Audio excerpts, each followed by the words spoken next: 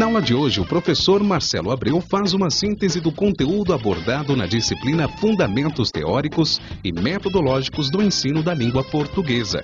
Entre os tópicos abordados estão concepções de linguagem, atividades linguísticas. Olá, pessoal! Sejam bem-vindos a mais uma aula da disciplina de Fundamentos Teóricos e Metodológicos da Língua Portuguesa. A nossa última aula. Hoje faremos uma revisão. Discutiremos um pouco o papel da língua portuguesa no ensino, algumas tecnologias e também o papel do professor. Apresentarei a vocês os objetivos da nossa aula de hoje. Objetivos da aula: discutir os objetivos e conteúdos de língua portuguesa nas primeiras séries do ensino fundamental. Enfatizar o uso das novas tecnologias no ensino de leitura e escrita e ressaltar o papel do professor. É muito importante no ensino de língua portuguesa a gente ter isso claro. O que a gente vai discutir na nossa disciplina? Vamos discutir o papel da língua portuguesa. Quais são os fundamentos que a gente está discutindo e vem discutindo o tempo todo nessa disciplina da língua portuguesa no ensino? Quais são os recursos tecnológicos que podemos utilizar? E qual o papel do professor nesse ensino de língua portuguesa? Vejamos, nós temos aqui o aluno, que é aquele sujeito da ação de aprender, aquele que age sobre o objeto de conhecimento. Temos também a língua. A língua, como já dissemos, é um instrumento de interação comum a uma nação, a uma cultura. E temos o ensino, que é a língua portuguesa, que é este objeto que estamos tratando, tal como se fala e escreve fora da escola. A língua que se fala em instâncias públicas e que existe nos textos escritos que circulam socialmente. Os três fatores importantes que perpassam o ensino da língua portuguesa: o aluno, que é o sujeito da aprendizagem, aquele que vai exercer a sua função como sujeito da aprendizagem dessa língua. O ensino, que é a própria língua portuguesa, e a língua, que é este instrumento de interação. Vejamos, quando o professor tem isso claro e ele faz esse tipo de situação, ou seja, ele interage entre o aluno e o objeto de conhecimento, ele está interagindo como um mediador. Que mediador? Um mediador desta aprendizagem. Então é muito importante que o professor tenha isso claro, que ser mediador entre o aluno e o objeto de conhecimento, que é a língua, é ensinar. Não tem outro jeito. Mesmo mediando, nós temos que ensinar. E aí, vejam, nós temos algumas concepções de linguagem. A linguagem é a expressão do pensamento, que ilumina basicamente os estudos tradicionais. A linguagem também pode ser um instrumento de comunicação. Esta concepção vê a língua como código e é uma forma de interação, mais do que possibilitar uma transmissão de informações de um emissor a um receptor. A linguagem também é vista como um lugar de interação humana. Em língua portuguesa, é muito comum discutirmos essas concepções de linguagem. Nós viemos discutindo em todas as nossas aulas estas questões Questões como a linguagem como forma de interação, a linguagem como código, a linguagem como uma forma de poder se comunicar. Veja, quando eu estou interagindo com o meu aluno, eu estou interagindo através de uma comunicação. Eu estou falando, eu estou emitindo uma mensagem e meu aluno está ouvindo, ou seja, está sendo receptor desta mensagem. Veja, mesmo ele ouvindo, sendo receptor, ele está agindo ativamente. Isso é muito importante numa relação pedagógica, numa relação entre professor e aluno. A linguagem verbal.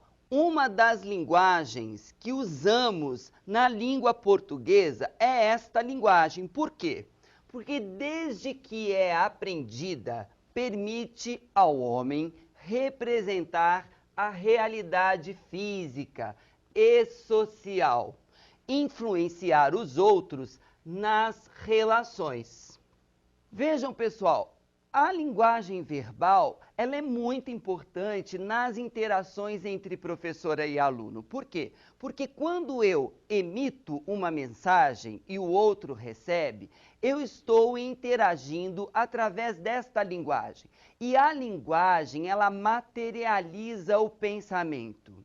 É muito interessante. Por quê? Porque o aluno acaba dando forma ao que ele está pensando. E isso é muito interessante. Veja, linguagem verbal também tem a ver com o pensamento e com a forma como esse aluno ou como este indivíduo concretiza este pensamento.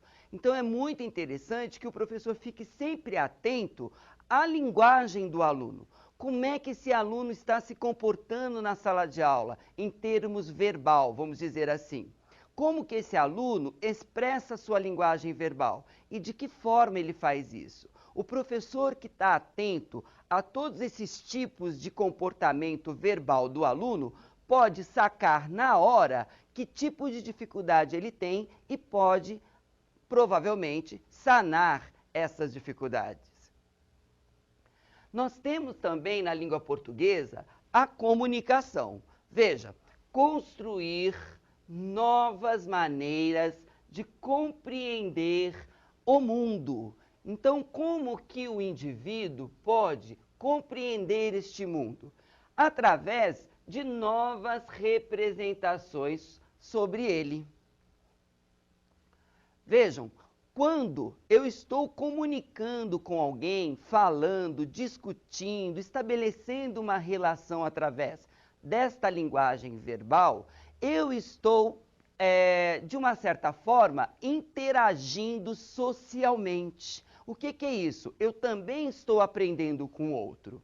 É através da comunicação que o ser humano estabelece relações. Ele estabelece relações de amizade, ele estabelece relações de trabalho, ele estabelece relações afetivas, enfim. O ser humano, ele estabelece linguagens e múltiplas linguagens. Vejam, uma linguagem do professor é diferente da linguagem de um médico, que também é diferente da linguagem de um advogado.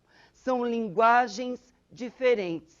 E é muito interessante, porque cada linguagem traz um discurso diferente. É produzindo linguagem, veja que interessante, pessoal, que se aprende a linguagem. O que isso tem a ver? Veja, eu estou discutindo linguagem pedagógica, eu estou discutindo com professores. Eu estou discutindo uma linguagem que é própria da área docente. Isto é muito importante, que é diferente, por exemplo, se eu estivesse discutindo uma linguagem com um grupo de engenheiros, porque a linguagem é outra. Então, veja, é muito importante que você, professor, quando estiver assumindo a sua sala de aula, tenha uma linguagem acessível a seu aluno. Uma linguagem que seu aluno possa entender o que você está falando. Porque, às vezes, nós, professores, temos achamos que a nossa linguagem está muito clara, ou seja, que a nossa linguagem chega até o aluno, e ela não chega. O aluno tem aquela dificuldade de compreender o que é que nós estamos falando, transmitindo a ele. Então é muito importante que o professor tenha claro, muito claro, que a linguagem também facilita a aprendizagem. É importante considerar o papel do professor. Esse professor, ele é mediador da aprendizagem do aluno. Veja, o que é ser mediador? Vejam, vocês têm o aluno, o sujeito da aprendizagem, e você tem o professor que vai mediar o objeto de ensino do qual ele está ministrando. No caso, a língua portuguesa. Então, o professor, ele vai agir aqui, ó, entre o aluno e o objeto de conhecimento. E aí, vejam, eu quero discutir com vocês esta questão.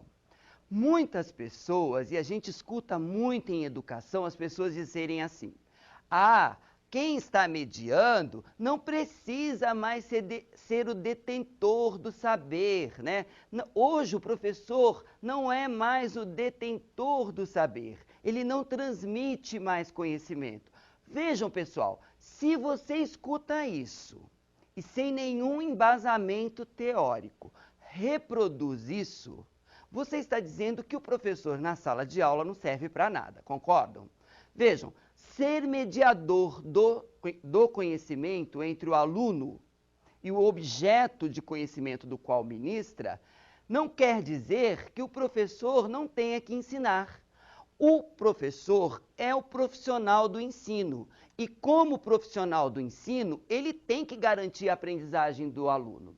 Esta aprendizagem, ela pode ser facilitada, ela pode ser mediada, ela pode ser transmitida. O importante é que o professor garanta esta aprendizagem. Agora, como ele vai fazer isso? Existem inúmeras estratégias. Isso eu queria deixar claro com vocês. Mediar também é ensinar, porque faz parte do papel deste professor.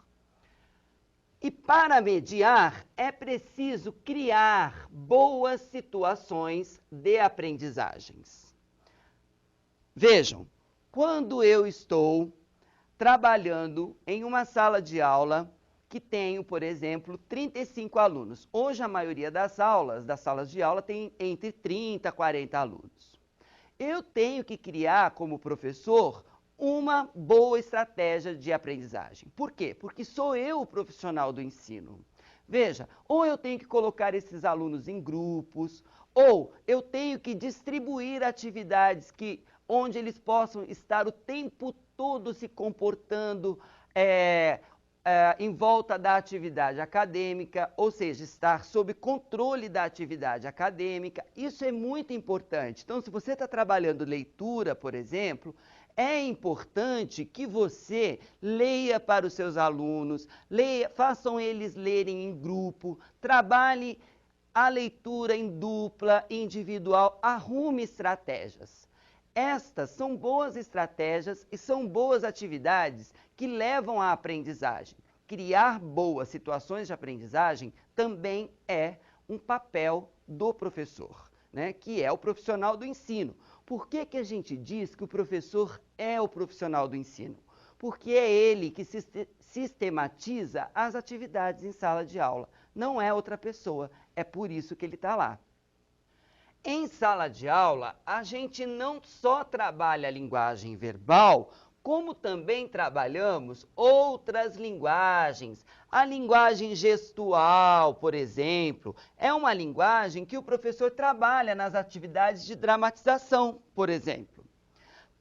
O texto também é um recurso que o professor trabalha em sala de aula como unidade de ensino.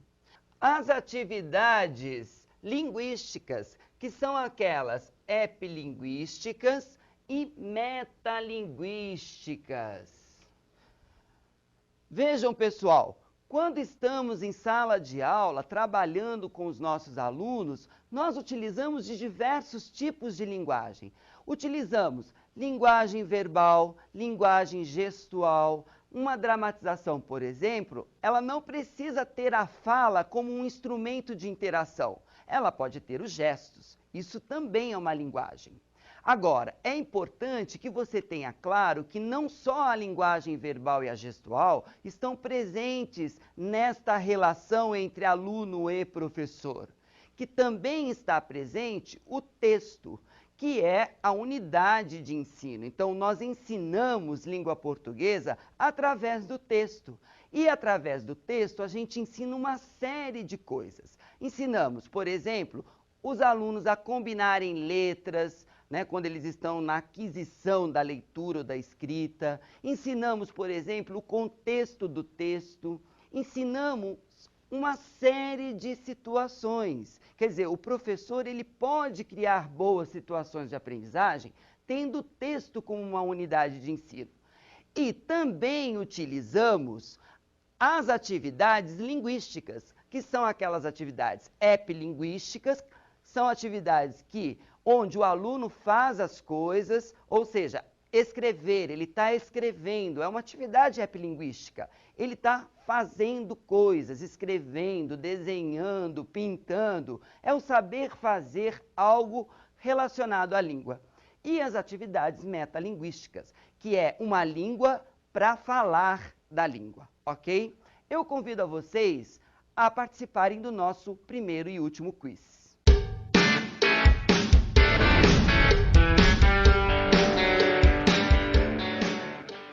Possibilitar uma boa situação de aprendizagem significa: A. Usar a linguagem somente como expressão de pensamento. B. Fazer da língua o único instrumento de comunicação. C. Utilizar da linguagem verbal para controle dos alunos. D. Possibilitar uma forma de interação entre aluno e objeto de conhecimento, possibilitando a aquisição de novos conhecimentos.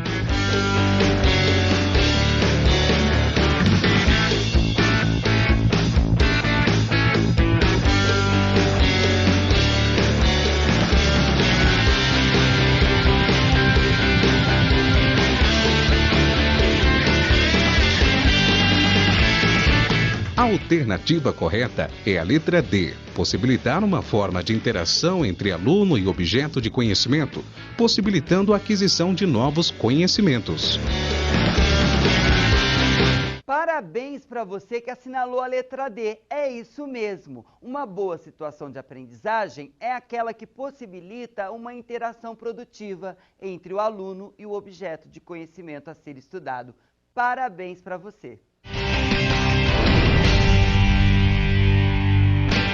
Estamos de volta com o nosso segundo momento da nossa aula. E aí, acertaram o quiz? Gostaram da pergunta? Foram bem? Espero que sim.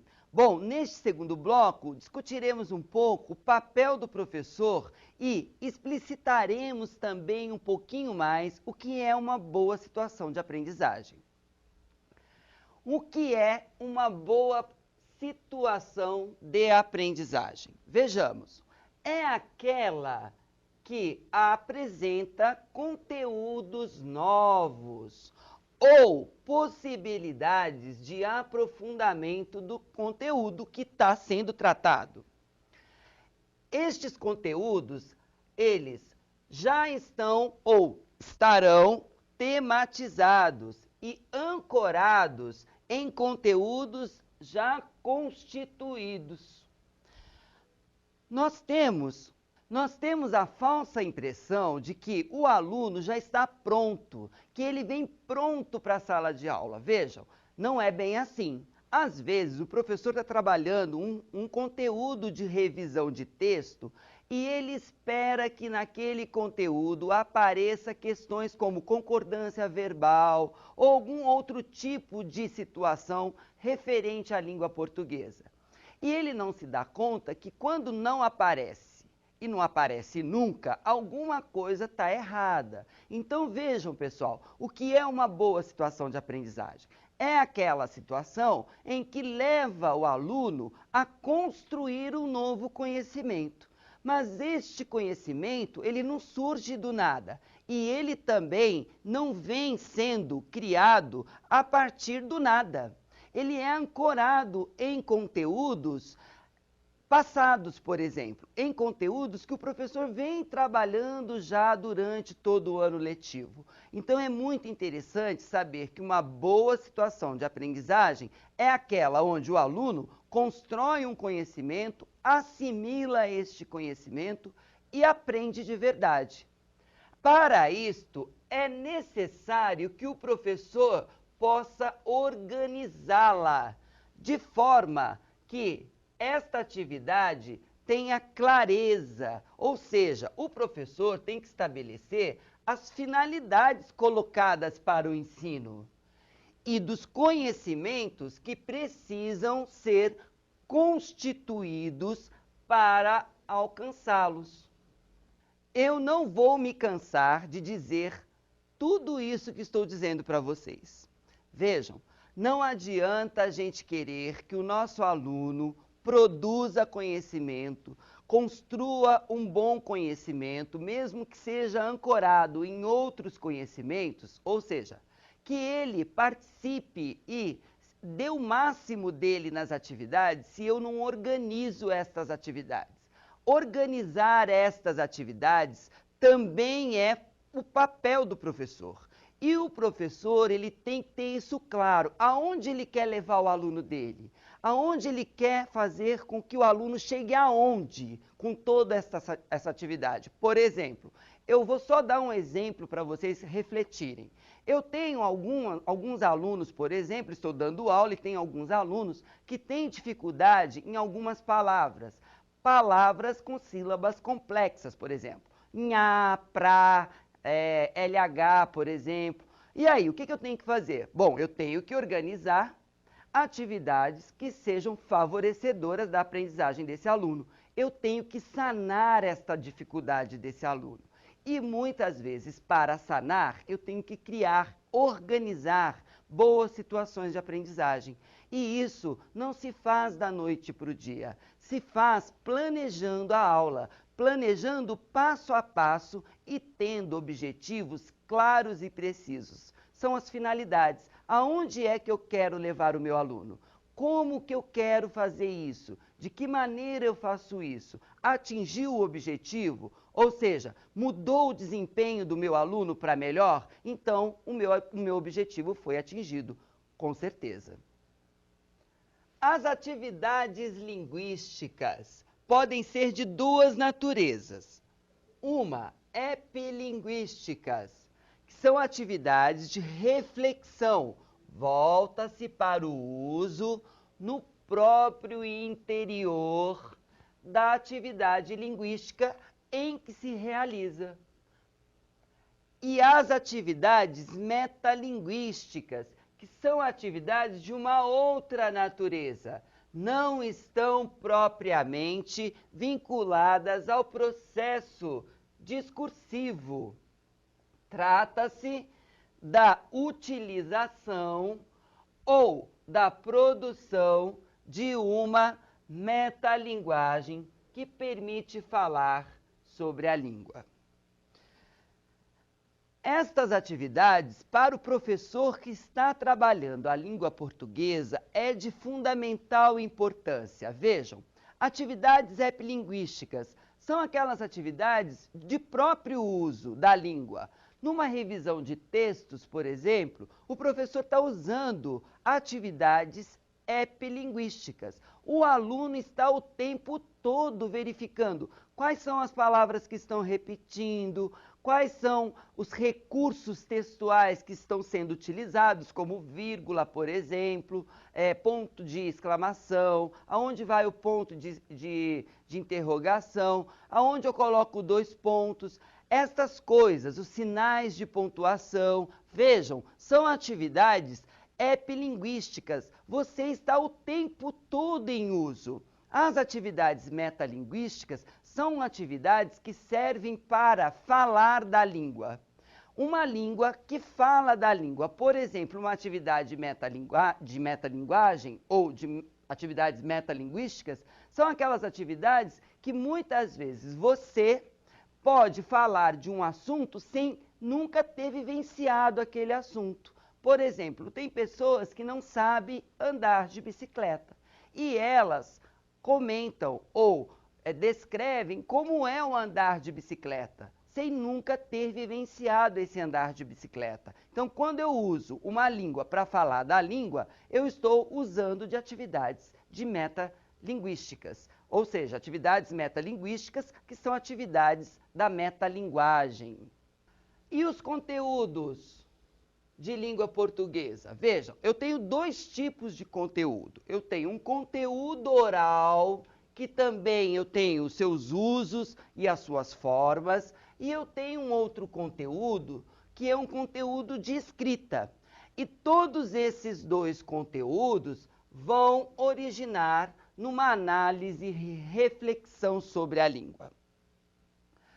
Quando eu falo, eu tenho um conteúdo oral, por exemplo, da língua portuguesa, são as atividades que o professor prepara de leitura, por exemplo. São conteúdos orais. Então, por exemplo, numa instrução, quando o professor está explicando, comunicando, lembre-se que quando falamos das concepções de linguagem, nós também estávamos falando desta interação, desta comunicação entre aquele que fala, que é o emissor de uma mensagem, e aquele que recebe, que é o receptor. Vejam, nesta interação, você também está trabalhando a linguagem oral. São dois conteúdos de naturezas diferentes. Eu tenho o conteúdo de natureza oral, que é a minha linguagem oral, e também tenho um conteúdo de natureza escrita, que é a linguagem escrita. São conteúdos diferentes. Então, eu posso dizer que são formas de organizar atividades diferentes? Sim, claro. Vejam, você não está isolando a leitura da escrita. Geralmente, esses dois conteúdos distintos acabam caminhando junto, porque ao escrever, o aluno está lendo. Mas são atividades diferentes. Isso é muito importante para o professor, que existem atividades de leitura e existe atividade de escrita. Às vezes você pergunta para o professor, professor, o que é que acontece com esse seu aluno? Ah, meu aluno não sabe escrever. Na verdade, ele sabe escrever. O que ele não sabe é ler, por exemplo. Ele sabe combinar as letras. E aí ele sabe escrever, por exemplo, uma palavra, por exemplo. Mas ele não sabe ler a palavra. Por quê? Porque ler demanda um outro tipo de conhecimento, de uma outra natureza. Então nós temos dois conhecimentos distintos que se complementam e que nós podemos estar trabalhando esses conhecimentos através da análise e reflexão sobre a língua. E aí, vejam, se tratando da língua escrita, por exemplo, eu tenho algumas produções que são produções textuais. Eu posso estar trabalhando com o aluno questões referentes à produção de texto e também, logicamente, eu posso estar trabalhando com os alunos questões referentes a estes aspectos, que são aspectos discursivos e notacionais no texto. Quer dizer, as crianças conseguem identificar quais são as palavras que estão escritas erradas, quais são os sinais de pontuação que vão dando ritmo, movimento ao texto. E, logicamente, que ao escrever, eu estou o tempo todo lendo aquilo que eu estou escrevendo. Ou seja, eu estou revendo a minha escrita. Isso é muito importante. E aí, vejam, alguns conteúdos, só para estar organizando um pouco este ensino de língua portuguesa. Claro que eu tenho conteúdo de uso, conteúdo de reflexão e conteúdo de uso novamente. E aí eu tenho alfabetização, conteúdos de ortografia, pontuação, leitura em voz alta. Veja, o professor trabalha muito a leitura em voz alta. Por quê? Porque ele está querendo trabalhar a oralidade. Questões de interpretação, questões sobre redação, que são produções de texto, e questões gramaticais. Eu tenho uma série de questões que eu posso, como professor, estar explorando nas minhas atividades, ou seja, nas boas situações de aprendizagem. E uma das questões importantes que eu quero estar discutindo com vocês é a questão da leitura. Veja, leitura nada mais é do que uma decodificação, que é uma correspondência gráfico-fonológica.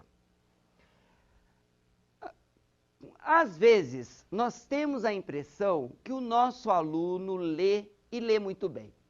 Só que quando você pede o seu aluno para compreender aquilo que ele leu, ele não sabe te dizer o que leu. Veja, ele simplesmente decodificou uma palavra, uma frase ou um texto para você, mas aquilo não fez sentido para ele. Às vezes acontece isso, e quando acontece isso, a gente diz que este comportamento do aluno de ler é simplesmente um comportamento textual. O que é um comportamento textual? É aquele lido ponto a ponto.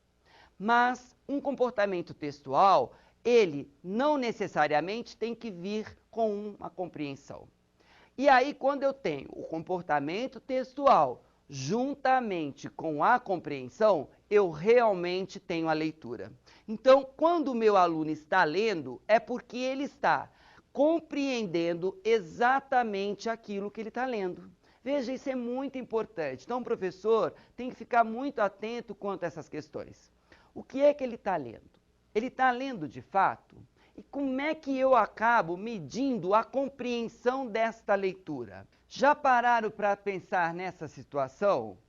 Como que se mede a compreensão da leitura? Então isso é muito importante. Vejamos aqui. O professor pode estar trabalhando determinados estímulos, que são estímulos visuais, com estímulos impressos. Então vejam, um exemplo aqui. Eu tenho o peixe, a figura de um peixe e a palavra peixe, ou seja, o texto impresso. E aí a criança tem que estar fazendo esta relação. Ela tem que ser consequenciada na presença da palavra peixe e não na presença da palavra gato. Veja, o professor faz esse trabalho o tempo todo, ele trabalha com vários estímulos, ele trabalha com estímulos visuais, que são os textos, a palavra impressa, as letras. O aluno faz combinação de letras, formam sílabas, que formam palavras, enfim. O professor trabalha com todos esses estímulos visuais. E também trabalha com estímulos auditivos, quando ele pede, por exemplo, para o aluno construir uma palavra, ou seja, quando ele dita, faz um ditado. Ele fala uma palavra em voz alta e os alunos têm que estar escrevendo essa palavra. Veja, são atividades de construção, mas é fundamental que o professor tenha clareza disso, que compreensão se mede através de uma figura. Então, por exemplo, o gato pula no rato, uma figura que mostra o gato pulando no rato. Quando o professor pede para o aluno identificar a frase que corresponde a esta imagem, a esta figura, e o aluno faz essa identificação, ele está compreendendo aquilo que ele está lendo, ou seja, o professor está medindo a compreensão do seu aluno. E aí, vejam, é muito importante este papel do professor.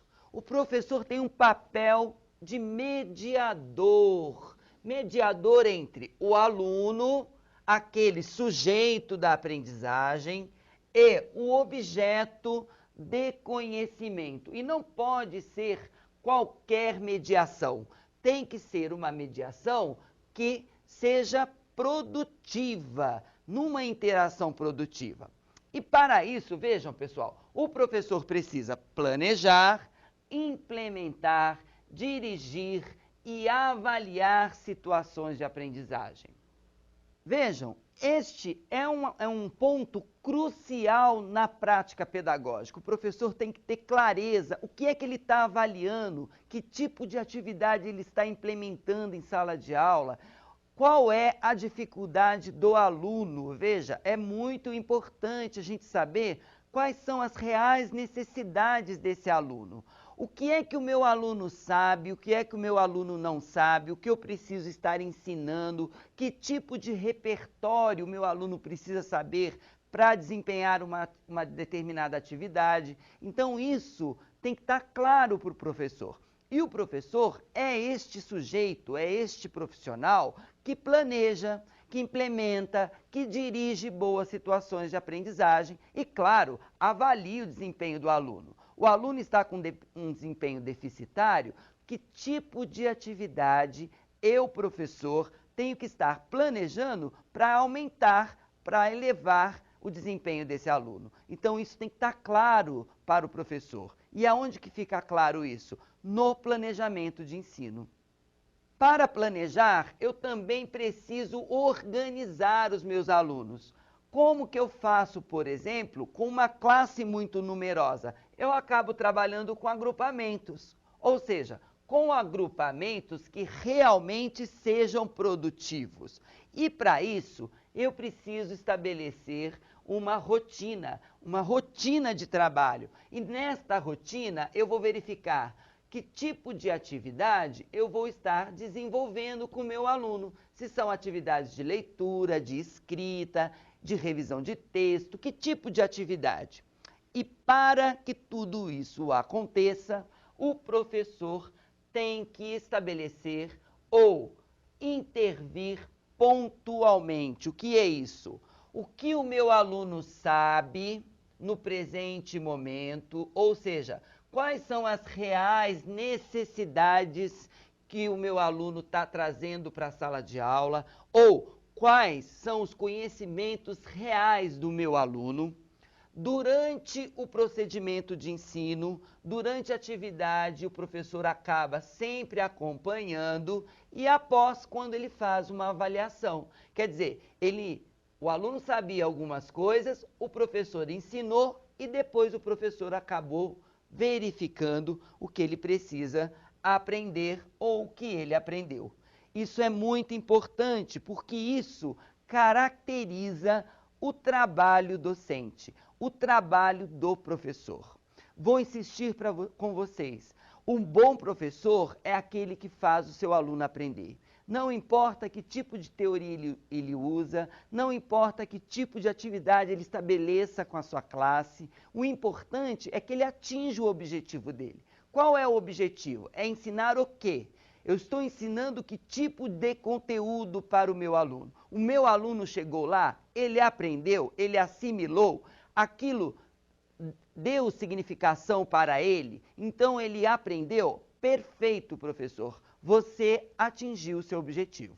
Eu acho que era esta mensagem que eu queria deixar nesta disciplina e dizer para vocês, olha, vocês como professores de língua portuguesa ou como professores de qualquer outra disciplina, no caso vocês que são pedagogos, trabalharão com diversas disciplinas, vocês estão atuando o tempo todo com seus alunos. E uma boa prática pedagógica ou uma prática pedagógica eficiente é aquela que está a serviço da aprendizagem dos alunos. Era esta a mensagem que eu queria deixar com vocês.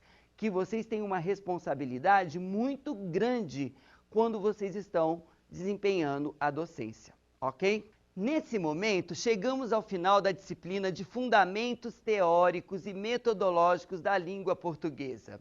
Não esqueçam de acessar a plataforma. A gente se encontra numa próxima disciplina. Até lá!